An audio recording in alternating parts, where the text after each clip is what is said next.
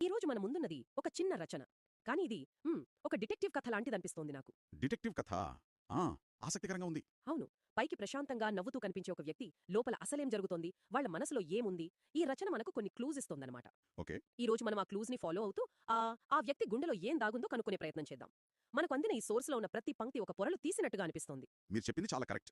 ఇది కేవలం కొన్ని వాక్యాల కలయిక కాదు. ఇదొక ఎక్స్‌రే లాంటిది. X-ray wow! అవును. ఒక మనిషి బయట కనిపించే రూపానికి, లోపలున్న వాస్తవానికి మధ్యున్న తేడాను ఇది చాలా స్పష్టంగా చూపిస్తుంది. అంటే పైకంతా బాగుంది అని మనం వేసే అంచనాలు ఎంత తప్పో, ఆ అంచనాల వల్ల అవతలి వ్యక్తి ఎంత ఒంటరిగా ఫీలవుతాడో ఇది మన కళ్ళకు కడుతుంది. అయితే మన ఇన్వెస్టిగేషన్ హ. మొదటి క్లూతో మొదలుపెడదాం. ఆ మొదటి లైన్, "ఈరోజు ఎలా ఉన్నావు" అని ఎవరూ అడగలేదు కదా! హ్మ్. ఇది చదవడానికి చాలా సింపుల్‌గా ఉంది కానీ, ఏమో ఇందులో ఏదో లోతైన బాధ, ఒక నిట్టూర్పు వినిపిస్తోంది నాకు. నిజమే. ఇంత సింపుల్ క్వెషన్‌లో అంత బరువు ఎక్కడి నుంచొస్తుంది? మంచి పాయింట్ అడిగారు. ఆ బరువొస్తోంది ఎవరూ అడగలేదు అనే మాటలో. ఓకే. చూడండి, ఎలా ఉన్నావు అనేది మనం రోజుకి 100 సార్లు వాడే మాట. లిఫ్ట్‌లో, ఆఫీస్ కారిడార్‌లో, ఫోన్‌లో. కానీ చాలా సార్లు అది ఒక ఫార్మాలిటీ మాత్రమే. అంతే కదా! దానికి నిజంగా సమాధానం వినాలనే ఆసక్తి మనకుండదు. కానీ ఇక్కడ ఈ వాక్యం నన్ను నిజంగా, మనస్ఫూర్తిగా పట్టించుకుని అడిగేవాళ్ళు ఎవ్వరూ లేరు అనే లోతైన ఒంటరితనాన్ని బయటపెడుతోంది. అదొక ఫిర్యాదులా లేదు, ఒక నిరాశతో కూడిన వాస్తవాన్ని ఒప్పుకున్నట్టుగా ఉంది. ఓకే. అంటే సమస్య మొదలయ్యేదే ఆ ప్రశ్న అడగకపోవడంతో. మరి ఎందుకు అడగలేదు? దానికి కూడా ఈ రచనలోనే క్లూజ్ ఉన్నట్టున్నాయి. ఉన్నాయి. ఆ తర్వాతి లైన్స్ చూస్తే, "నవ్వుతున్నావు కాబట్టి నీకు బాధ లేదని అనుకున్నారు. మరియు బలంగా కనిపిస్తున్నావు కాబట్టి నీకు సహాయం అవసరం లేదనుకున్నారు." ఈ అజంప్షన్స్, ఈ అంచనాలు చాలా డేంజరస్‌గా అనిపిస్తున్నాయి. ఖచ్చితంగా. అక్కడే అసలు సైకాలజీ ఉంది. మొదటిది నవ్వు. నవ్వు అనేది ఒక సోషల్ మాస్క్. హా! మాస్క్. అవును. మన సమాజంలో ఎప్పుడూ పాజిటివ్‌గా, సంతోషంగా కనిపించాలనే ఒక ప్రెషర్ ఉంటుంది. దాంతో మనం మన బాధను, ఒత్తిడిని ఒక నవ్వు వెనక దాచేస్తాం. చుట్టూ ఉన్నవాళ్ళు ఆ మాస్క్‌ని చూసి, ఇతను హ్యాపీగా ఉన్నాడు, ఇతనికేం ప్రాబ్లం లేదు అని చాలా ఈజీగా జడ్జ్ చేసేస్తారు. ఇక రెండోది, బలంగా కనిపించడం. ఇది ఒక కవచం లాంటిదా? ఎగ్జాక్ట్లీ. ఈ ధైర్యం అనేది ఒక పవర్ సూట్ లాంటిది. అది మిమ్మల్ని కాపాడుతుంది. మిమ్మల్ని ఇండిపెండెంట్‌గా చూపిస్తుంది. కానీ అదే సమయంలో లోపలున్న అసలు మనిషికి ఊపిరాడకుండా చేస్తుంది. అలాగా? ఎవరైతే ఎక్కువగా ఇతరులకు సహాయం చేస్తూ, అన్ని పనులు తామే చూసుకుంటూ, ఎప్పుడూ బలంగా కనిపిస్తారో వాళ్లకు కూడా సహాయం అవసరమవుతుందని మనం ఊహించం. ఇది ఒక విషవలయం, ఒక విషియస్ సైకిల్ అన్నమాట. ఒక్క నిమిషం. విషియస్ సైకిల్ అన్నారు. దాన్ని కొంచెం వివరిస్తారా? అంటే ఒక వ్యక్తి తన బాధను దాచుకోవడానికి బలంగా నటిస్తాడు. సమాజం ఆ బలాన్ని చూసి వారికి ఎలాంటి ఇబ్బంది లేదని నిర్ధారించుకుని వాళ్ళని పట్టించుకోవడం మానేస్తుంది. ఓహ్! దీంతో ఆ వ్యక్తి ఇంకా ఒంటరిగా ఫీలవుతాడు. అప్పుడు తన బాధను పంచుకోవడానికి మరింత సంకోచిస్తాడు, ఇంకా బలంగా నటించాల్సొస్తుంది. అంటే వాళ్ళు తమను తాము కాపాడుకోవడానికి వేసుకున్న కవచమే వాళ్లను ఇతరుల నుండి వేరుచేసే గోడగా మారుతుంది. కానీ ఇందులో పూర్తిగా సమాజం తప్పే ఉందా?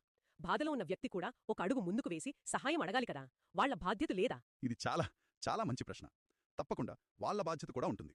కానీ మనం ఇక్కడ అర్థం చేసుకోవాల్సిందేంటంటే, సంవత్సరాల తరబడి ఏడవకూడదు, ధైర్యంగా ఉండాలి, నీ సమస్యలు నువ్వే పరిష్కరించుకోవాలి లాంటి మాటలు వింటూ పెరిగిన వాళ్ళకి అవును. సహాయం అడగడం అనేది ఒక బలహీనతలా, ఒక ఫెయిల్యూర్లా కనిపిస్తుంది.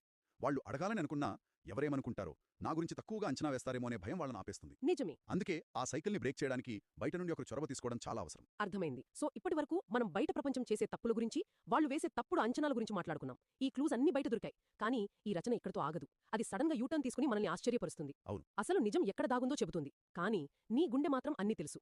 ఈ లైన్ మొత్తం ఫోకస్‌ని బయట నుండి లోపలికి షిఫ్ట్ చేస్తుంది కదా! అవును. ఇది ఈ రచనలో ఒక కీలకమైన మలుపు. ప్రపంచం మొత్తం నిన్ను తప్పుగా అర్థం చేసుకున్నా, నీ నవ్వుని, నీ బలాన్ని మాత్రమే చూసినా, నీ లోపలున్న ఒకరికి మాత్రం అసలు నిజం తెలుసు. అదే నీ గుండె. ఆ! ఇక్కడ గుండె అంటే కేవలం ఒక అవయవం కాదు, నీ అంతరాత్మ, నీ అసలు నేను. ఆ గుండెకు ఏం తెలుసో కూడా ఆ తర్వాత 3 పదబంధాలు ఒక క్లియర్ పిక్చర్ ఇస్తాయి. అవే. చెప్పలేని మాటలు, దాచుకున్న కన్నీళ్లు మరియు అలసిపోయిన మనసు. ఈ 3 మాటలు వింటుంటేనే చాలా బరువుగా అనిపిస్తున్నాయి. కరెక్ట్. వీటినొక్కొక్కటిగా చూద్దాం. ముందుగా చెప్పలేని మాటలు అంటే, అసలు ఏంటివి? చెప్పలేని మాటలు అంటే మనస్సులో పేరుకుపోయిన సంఘర్షణ. ఉదాహరణకు, మీ బెస్ట్ ఫ్రెండ్ ఏదో కొత్త బిజినెస్ మొదలుపెట్టారనుకుందాం. ఓకే. అది అస్సలు వర్కౌట్ అవ్వదని మీకు బలంగా అనిపిస్తుంది. కానీ ఆ మాట చెబితే వాళ్ళెంత బాధపడతారో, మన స్నేహం దెబ్బతింటుందేమోని ఆ నిజాన్ని మనసులోనే దాచేస్తాం. అవును. జరుగుతుందలా. లేదా ఇంట్లో ఒకరి ప్రవర్తన మనల్ని బాధిస్తున్నా, కుటుంబంలో గొడవలెందుకని మౌనంగా భరిస్తాం. ఆ చెప్పలేని మాటల బరువు మనల్ని లోపల తినేస్తూ ఉంటుంది. నిజమే. ఇక రెండోది, దాచుకున్న కన్నీళ్లు. ఇది నాకు బాగా కనెక్ట్ అయింది. బలంగా కనిపించాలనే ప్రయత్నంలో పబ్లిక్‌గా ఏడవలేం కదా! అస్సలు ఎడవలేం. మనలో చాలామందికి అనుభవం ఉండే ఉంటుంది.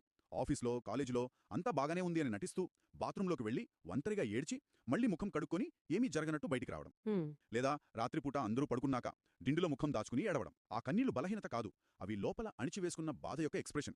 కానీ వాటిని కూడా దాచుకోవాల్సి రావడం ఆ బాధను రెట్టింపు చేస్తుంది. ఆ దాచిన కన్నీళ్ల కథ ఆ గుండెకు మాత్రమే తెలుసు. ఇక మూడవది, అలసిపోయిన మనసు.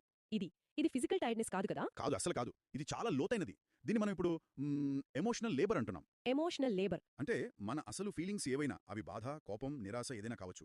కానీ బయటకు మాత్రం నవ్వుతూ, ధైర్యంగా, ప్రశాంతంగా కనిపించడానికి మనం ఖర్చు చేసే మానసిక శక్తి. ఓహ్! కస్టమర్ సర్వీస్లో పనిచేసేవాళ్ళు, టీచర్లు, డాక్టర్లు, ఇంకా ఇంట్లో బాధ్యతలు చూసుకునేవాళ్ళు రోజంతా ఈ నటన కొనసాగించాల్సి వస్తుంది. ఈ ఎమోషనల్ లేబర్ వల్ల మనసు విపరీతంగా అలసిపోతుంది. దాన్ని మనం బర్న్అవుట్ అంటాం. బర్న్అవుట్.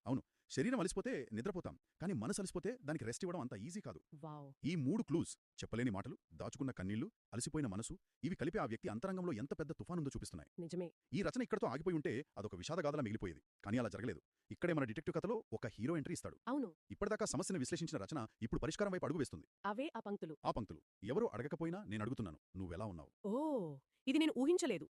అంటే బాధితుడి స్థానం నుండి, సమస్యను చూస్తున్న వ్యక్తి స్థానం నుండి పరిష్కారమిచ్చే వ్యక్తిగా రచయిత మారిపోతున్నారా? That's a powerful shift. Exactly, ఇది చాలా పవర్ఫుల్ షిఫ్ట్. కేవలం సమస్య గురించి ఫిర్యాదు చేయకుండా నేను బాధ్యత తీసుకుంటున్నాను అని ముందుకు రావడం ఇది. ఇక్కడ నేను అడుగుతున్నాను అనడంలో ఒక వ్యక్తిగత స్పర్శ, ఒక జెన్యూన్ కన్సర్న్ కనిపిస్తోంది. ఇది యాంత్రికంగా పలకరించే హౌ ఆర్ యు కాదు. ఇది నీ నవ్వు వెనుక, నీ ధైర్యం వెనుక ఉన్న అసలు నువ్వెలా ఉన్నావు, నీ గుండెలో ఏముందో నేను వినడానికి సిద్ధంగా ఉన్నాను అని చెప్పడం లాంటిది. అంటే అవతలి వ్యక్తి కట్టుకున్న గోడను బద్దలు కొట్టాలని చూడటం లేదు, కానీ ఆ గోడకు అవతల నుండి తలుపు తట్టి లోపలికి రావచ్చా అని అనుమతి అడగటం లాంటిది. Perfect analogy. ఎదుటివారి కవచాన్ని గౌరవిస్తూనే ఆ కవచం లోపలికి తొంగిచూడ్డానికి ప్రయత్నించడం. ఈ ఒక్క నిజాయితీగల ప్రశ్న వాళ్ల చెప్పలేని మాటలకు దారి చూపిస్తుంది. వాళ్ల దాచుకున్న కన్నీళ్లకు ఒక భుజాన్ని అందిస్తుంది. వాళ్ల అలిసిపోయిన మనసుకు కాస్త ఊరటనిస్తుంది. ఆ ఒక్క ప్రశ్నతో ఆ విషయస్ సైకిల్ బ్రేక్ అయ్యే అవకాశం ఉంది. ఖచ్చితంగా. అద్భుతం. ఇంత చొరవ తీసుకుని నువ్వెలా ఉన్నావో అని అడిగిన తర్వాత ఇక కథ సుఖాంతం అవ్వాలి. వాళ్ళు తమ బాధను చెప్పుకోవాలి, అంత సెట్ అయిపోవాలి. కానీ చివరి పంక్తులు మళ్ళీ మనల్ని ఆశ్చర్యపరుస్తాయి. అవును. నీ సమాధానం వినిపించకపోయినా ఈ గుండె చప్పుడు వినిపిస్తోంది. 2 హార్ట్ షేక్స్. ఇక్కడ సమాధానం రాలేదు అంటే ఈ ప్రయత్నం విఫలమైందా? లేదు, అస్సలు విఫలం కాలేదు. నిజానికి ఇక్కడే ఈ రచన అత్యున్నత స్థాయికి చేరుకుంటుంది. ఇందులో 2 అద్భుతమైన విషయాలున్నాయి. చెప్పండి. ఒకటి, మనం ఒకరిని ఓదార్చాలనుకున్నప్పుడు వాళ్ళు వెంటనే మాట్లాడాలని ఆశించకూడదు. సంవత్సరాల తరబడి లోపల దాచుకున్న బాధను ఒక్క ప్రశ్నకు బయటపెట్టడం అంత సులభం కాదు. నిజమే, అంత సులభం కాదు. వాళ్ళు మాట్లాడడానికి సిద్ధంగా లేకపోవచ్చు, లేదా వారికి ఏం చెప్పాలో కూడా తెలియకపోవచ్చు. ఆ నిశ్శబ్దాన్ని అర్థం చేసుకోవడం, దాన్ని గౌరవించడం చాలా ముఖ్యం. నువ్వు మాట్లాడకపోయినా పర్లేదు, నేనిక్కడే ఉన్నాను అని చెప్పడమే సమాధానం వినిపించకపోయినా అనడంలో ఉన్న అర్థం. అంటే కొన్నిసార్లు సాంత్వన అనేది మాటల ద్వారా కాదు, కేవలం మన ఉనికి ద్వారా, మనం తోడుగా ఉన్నామనే భరోసా ద్వారా లభిస్తుంది అని. సరిగ్గా. ఇక రెండవ అత్యంత ముఖ్యమైన విషయం, ఈ గుండె చప్పుడు వినిపిస్తోంది అనడం. ఇక్కడ ఈ అనే పదం కీలకం. ఎలా? అది అవతలి వ్యక్తి గుండె చప్పుడు కావచ్చు, లేదా అడుగుతున్న వ్యక్తి గుండె చప్పుడు కావచ్చు, బహుశా రెండూ కావచ్చు.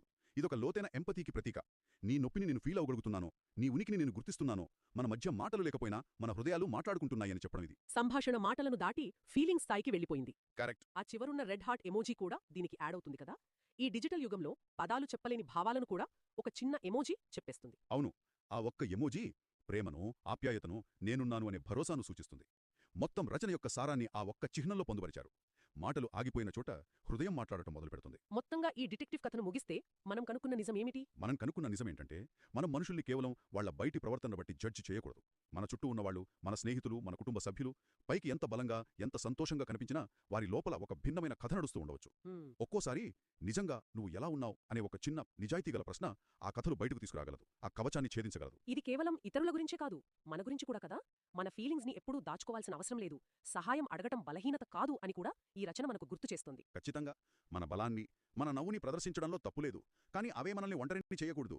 నిజమైన మానవ సంబంధాలు పైపై పలకరింపులకు, అంచనాలకు అతీతంగా లోతైన ఎంపతి మీద ఆధారపడి ఉంటాయని ఇది తెలియజేస్తోంది.